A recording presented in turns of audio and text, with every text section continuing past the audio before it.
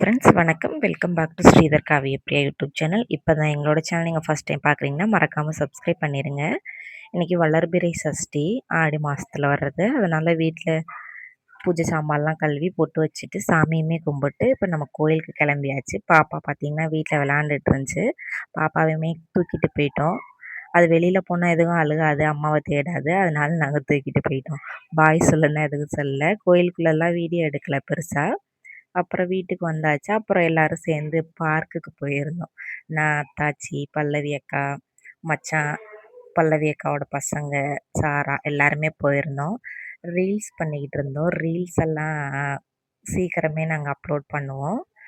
இன்ஸ்டாகிராமில் முடிஞ்சால் பாருங்கள்.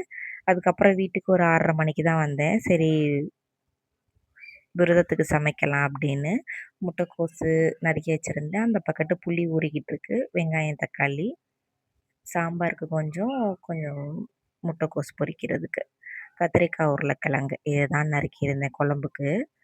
அதுக்குள்ளே கிடக்கு உருளைக்கிழங்கு, உங்களுக்கு பார்த்தா தெரியும். அதுக்கப்புறம் பார்த்தீங்கன்னா பால் வந்து ஒரு பக்கெட்டு கொதிச்சுக்கிட்டு இருக்கு. ஒரு பக்கெட்டு தாளித்து விட்ருக்கேன் முட்டைக்கோஸு. இப்போ பார்த்தீங்கன்னா முட்டைக்கோஸ் ரெடி ஆயிடுச்சு. அதில் கொத்தமல்லியை போட்டு அங்கிட்டு இறக்கி வச்சிடலாம். அதுக்கப்புறம் பார்த்தீங்கன்னா காய் வதக்கி விட்டுக்கிட்டு இருக்கேன் சாம்பாருக்கு. ஆல்ரெடி பருப்பு வந்து கடைஞ்சி வச்சுருக்கேன், குக்கரில் வேக வச்சு வச்சுருந்தது. இது பாயசம் பண்ணுறதுக்கு திராட்சை, முந்திரி, கொஞ்சோண்டு பாதாம் இதுதான் போட்டிருந்தேன். சேமியா வச்சு கொஞ்சமாக பண்ண போகிறோம். இது நெய் எல்லாருக்கும் தெரிஞ்சிருக்கும்.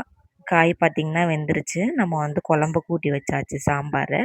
அது கொதிச்சோடனே புளியை ஊற்றி கொத்தமல்லியை போட்டு இறக்கி வச்சா அது ரெடி ஆயிரும். இது எப்போதும் போல தான். முந்திரி, திராட்சையை வறுத்து எடுத்துட்டு அதுக்கப்புறம் சேமியாவையும் வறுத்து எடுத்துட்டு பால் ஊற்றிக்கலாம். போது நமக்கு பால் நிறையா இருக்க மாதிரி இருக்கும். சேமியா வெந்து வந்தோடனே கம்மியாயிரும். அதுவுமே ரெடி ஆயிடுச்சு. குழம்புமே நல்லா கொதிச்சிருச்சு. அது கூட பாயசத்துக்கு சர்க்கரை, நம்ம நட்ஸ் எல்லாத்தையும் போட்டு அதை இறக்கி வச்சிடலாம். இன்றைக்கி விரதத்துக்கு நான் இதுதான் சமைச்சிருந்தேன். பாயாசம், அப்பளம், சாப்பாடு, சாம்பார், முட்டைக்கோஸ் பொரியல் இதுதான். இந்த வீடியோ அவ்வளோதான் முடிஞ்சிருச்சு. அடுத்து ஒரு நல்ல வீடியோவில் பார்க்கலாம். மறக்காமல் எங்களோட சேனலை சப்ஸ்கிரைப் பண்ணி வச்சுருங்க. தேங்க்ஸ் ஃபார் வாட்சிங்.